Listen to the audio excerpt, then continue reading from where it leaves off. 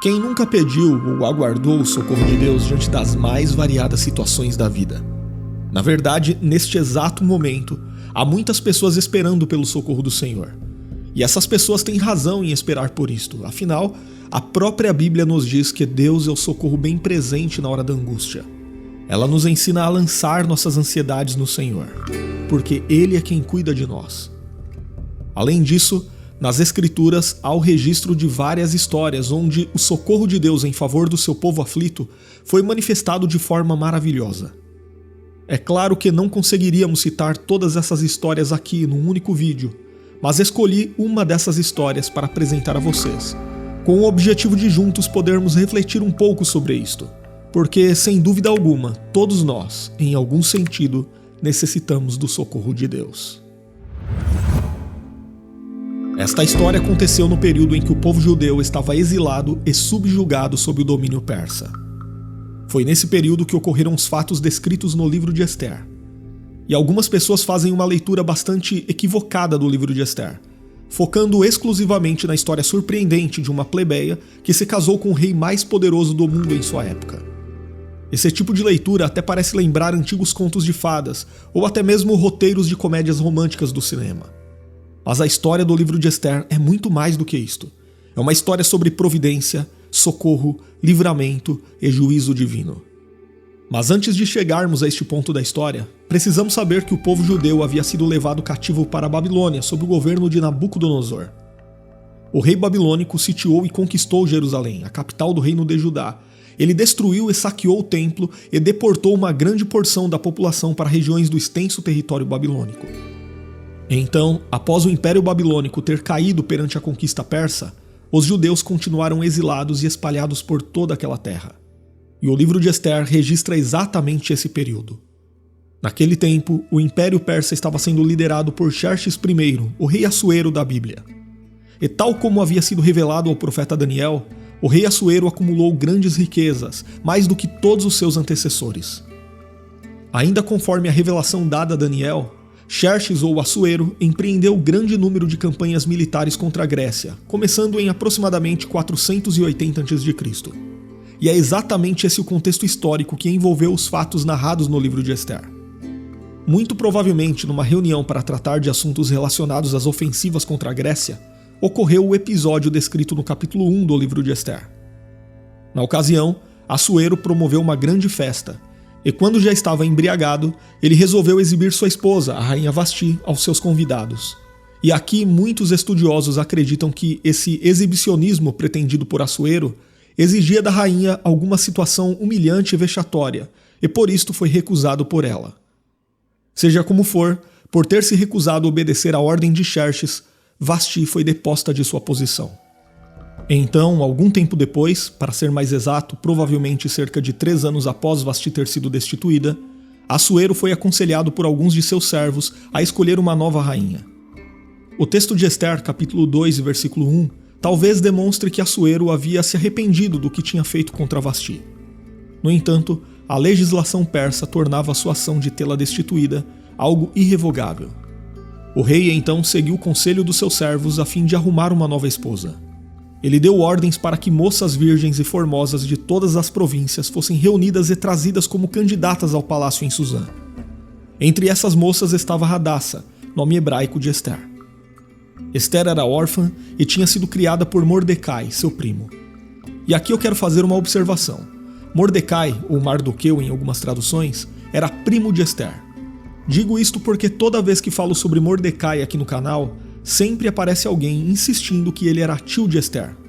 Mas não, Ester era filha do tio de Mordecai, ou seja, Mordecai era um primo mais velho dela, e você pode conferir esta informação em Ester capítulo 2, versículo 15. Seguindo aqui a nossa história, a Bíblia informa que Mordecai era um homem temente a Deus. Certamente ele educou Ester de acordo com os princípios dos mandamentos do Senhor. O texto bíblico relata que, após um ano de preparação, Ester se apresentou perante Assuero. A Bíblia diz que Ester alcançou o favor de todos quantos haviam, e então o rei a amou mais do que todas as mulheres. Ele fez rainha em lugar de Vasti, isto provavelmente entre 479 e 478 a.C. O texto bíblico informa que Ester alcançou perante o rei favor e benevolência mais do que todas as virgens. E nesse sentido, as qualidades demonstradas por Ester claramente eram resultado da providência divina, que, conforme podemos perceber na sequência da história, preparou o cenário para a manifestação do socorro de Deus para livrar o seu povo. Mas um dia, enquanto Mardoqueu estava nas dependências do palácio, ele descobriu uma conspiração dos eunucos para matar o rei Assuero. Rapidamente ele contou a Ester sobre o plano que havia descoberto, e ela informou o rei sobre o que estava acontecendo. Obviamente, os homens responsáveis por aquele plano acabaram mortos, e todo aquele incidente, incluindo a atitude heróica de Mardoqueu, foi escrito nos arquivos reais. E é interessante notar que o texto não destaca nenhuma recompensa imediata a Mardoqueu.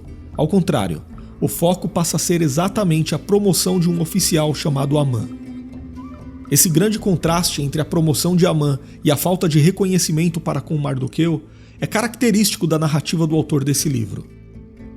Então, depois de ter sido promovido, Amã exigiu honraria a todos e ficou furioso pelo fato de Mordecai não lhe render honra, o que na prática significava que Mordecai não se inclinava perante ele. Apesar da origem de Amã ser incerta, é possível que ele tenha sido um descendente de Agag, o rei dos Amalequitas. Para quem não sabe, os Amalequitas eram antigos inimigos mortais do povo judeu. Caso isto esteja correto, então podemos compreender um possível motivo para a recusa de Mordecai. Porém, o invejoso e perverso Amã não conseguiu tolerar o comportamento de Mordecai. Ele arquitetou um plano para matar não somente Mordecai, mas todo o povo judeu. O plano de Amã era um verdadeiro massacre, pois não dava nem mesmo a oportunidade dos judeus se defenderem. E de forma astuta, Amã conseguiu persuadir o rei Assuero, e o extermínio dos judeus foi decretado. Quando soube do que estava acontecendo, Mordecai rasgou suas vestes, vestiu-se de pano de saco, cobriu-se de cinzas e levantou um grande clamor. A mesma atitude foi tomada por todos os judeus que ouviam as notícias sobre aquele decreto nas diferentes províncias do Império Persa. Mordecai então procurou Ester para que ela fizesse algo a respeito. A princípio, Ester se mostrou temerosa, pois ninguém podia entrar na presença do rei sem que ele convidasse. E o problema era que naquele momento já fazia algum tempo que o rei não convidava Ester para estar diante dele. Mas Mordecai lembrou Ester que a posição que ela ocupava poderia fazer parte do propósito do Senhor para socorrer o seu povo. Mordecai também disse que mesmo que ela não fizesse nada, certamente o socorro de Deus se levantaria de outra parte. Naquele momento, Mordecai teve uma demonstração exemplar de confiança em Deus em meio às adversidades. Ester então orou e jejuou e pela providência de Deus conseguiu o favor do rei. Com sabedoria da parte do Senhor, ela procurou o rei e o convidou juntamente com Amã para um banquete. Depois, outro banquete também foi marcado, e nesse segundo banquete, finalmente Ester contou ao rei sobre o plano que havia contra ela e seu povo, desmascarando Amã. É importante saber que, até aquele momento, Ester não havia falado que era judia. Isso explica a grande perturbação que acometeu Amã naquela ocasião. Ou seja, parece que Amã não fazia ideia que estava tentando destruir o povo de sua rainha. Ele ficou tão desesperado que chegou a ser acusado de assediar Ester quando tentou lhe rogar que ela tivesse piedade de sua vida. No entanto, já era tarde demais para qualquer mudança. Amã, ironicamente, foi enforcado na mesma forca que havia preparado para Mordecai. Mesmo assim, o decreto do imperador da Pérsia não podia ser revogado. Porém, um novo decreto concedendo aos judeus direito de legítima defesa foi instituído. Dessa forma, pelo menos, os judeus puderam resistir aos seus inimigos e mataram 75 mil adversários. Estima-se que havia naquela época cerca de 3 milhões de judeus nas províncias persas. Esse número, inclusive, explica a possibilidade de haver tantos inimigos contra eles. E quanto a Mordecai, o primo da rainha Ester, ele também foi levantado como segundo homem depois do rei, exatamente o mesmo posto que havia sido ocupado por Amã. Agora vamos pensar um pouco sobre este relato bíblico. Apesar de algumas pessoas erroneamente tentarem utilizar a história descrita no livro de Ester para justificar um falso evangelho de triunfalismo e prosperidade, obviamente esse não é o foco da narrativa desse livro. Na verdade, o livro de Ester nos ensina que muitas vezes o povo de Deus passa por intensos sofrimentos e perseguições. É comum as pessoas pensarem no socorro de Deus como a ausência completa de dificuldades. Mas é preciso saber que muitas vezes Deus não nos livra dos problemas, mas nos livra nos problemas. A garantia não é a ausência de tempestades em meio às águas agitadas da vida, mas a presença do Senhor em nosso barco. Sim, os crentes realmente enfrentam períodos de crise e desespero. A grande verdade é que o povo de Deus sabe o que é sofrer, e quem diz o contrário disso é mentiroso e prega um falso evangelho. Mas em momentos assim, de dor, de aflição, de sofrimento, o cristão deve buscar a ajuda do Senhor e permanecer fiel a Ele, ainda que essa fidelidade lhe custe sua vida. Jamais podemos nos esquecer de que Deus é o Senhor da história. Ele controla e governa todas as coisas. Então, sem dúvida, o socorro de Deus vem no momento certo. A história do livro de Ester é uma prova disto, revelando a soberania divina no cumprimento de seus propósitos. Inclusive, é interessante notar que o livro de Ester não narra nenhum grande milagre, não narra nenhum acontecimento extraordinário, sobrenatural e inexplicável. Eu quero dizer que não houve abertura de um mar como no Êxodo, não houve a queda de muralhas como em Jericó. Parece que tudo ocorreu de forma natural. Parece que nada saiu da rotina comum das complexidades de uma vida nos bastidores da corte persa. Para você ter uma ideia, nem mesmo o nome pessoal de Deus é mencionado no livro de Ester. Mesmo assim, cada detalhe dessa história fez parte do propósito do Senhor para livrar o seu povo escolhido e para manifestar sua glória sobre a terra. A forte mão daquele que se assenta no trono do universo estava trabalhando, ainda que os olhos humanos não fossem capazes de enxergar. Então, em resumo, podemos dizer que a história de Ester é um testemunho da providência divina, mostrando que Deus está constantemente em ação, mesmo quando não percebemos. Esse registro bíblico revela que o Senhor utiliza circunstâncias ordinárias e pessoas comuns para cumprir seus propósitos soberanos. Desta forma, o livro de Ester não apenas narra um episódio histórico, mas nos convida a confiar na fidelidade de Deus, mesmo em tempos de grande adversidade e aparente silêncio. Através da coragem de Ester e da sabedoria de Mordecai, aprendemos que a soberania de Deus é a base sólida sobre a qual devemos construir nossa confiança e esperança. E nesse sentido, podemos fazer algumas aplicações práticas dessa história bíblica em nossas vidas. Em primeiro lugar, assim como Deus estava trabalhando, digamos que nos bastidores na vida de Ester e Mordecai, Ele está ativo em nossas vidas hoje. Precisamos confiar que Deus está no controle e que Ele está orquestrando todas as coisas para o nosso bem, mesmo quando não entendemos seus caminhos. Como Romanos capítulo 8 e versículo 28 nos lembra, sabemos que Deus age em todas as coisas para o bem daqueles que o amam, daqueles que foram chamados segundo o seu propósito. Em segundo lugar, a coragem de Ester ao se aproximar do rei, arriscando sua própria vida, nos desafia a sermos corajosos em nossa fé, especialmente em momentos de crise. Precisamos estar dispostos a tomar posições ousadas e confiar que Deus nos sustentará, assim como Ele fez com Ester. Lembremos as palavras do Senhor a Josué, quando disse: "Não fui eu que lhe ordenei? Seja forte e corajoso. Não se apavore, nem desanime, pois o Senhor, o seu Deus, estará com você por onde você andar." Em terceiro lugar, percebemos que Ester pediu ao seu povo que orasse e jejuasse antes de tomar uma decisão crucial.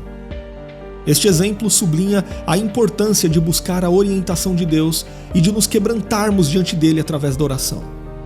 A melhor coisa que podemos fazer quando enfrentamos grandes desafios é orar ao Senhor.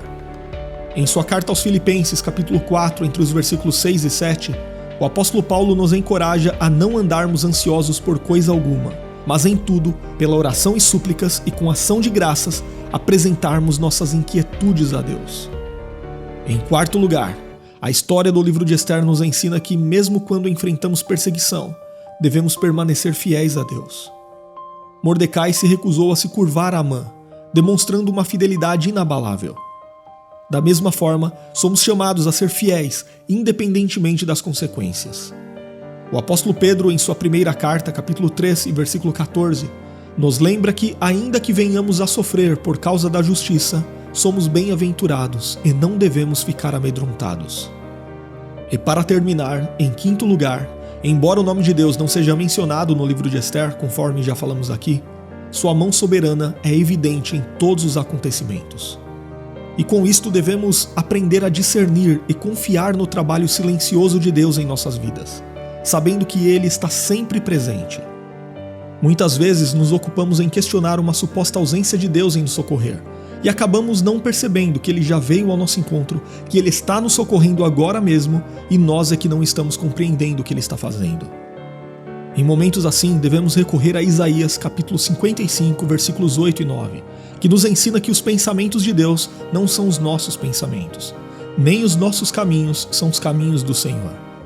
Assim como os céus são mais altos do que a terra, também os caminhos do nosso Deus são mais altos do que os nossos caminhos, e os pensamentos de Deus são mais altos do que os nossos pensamentos.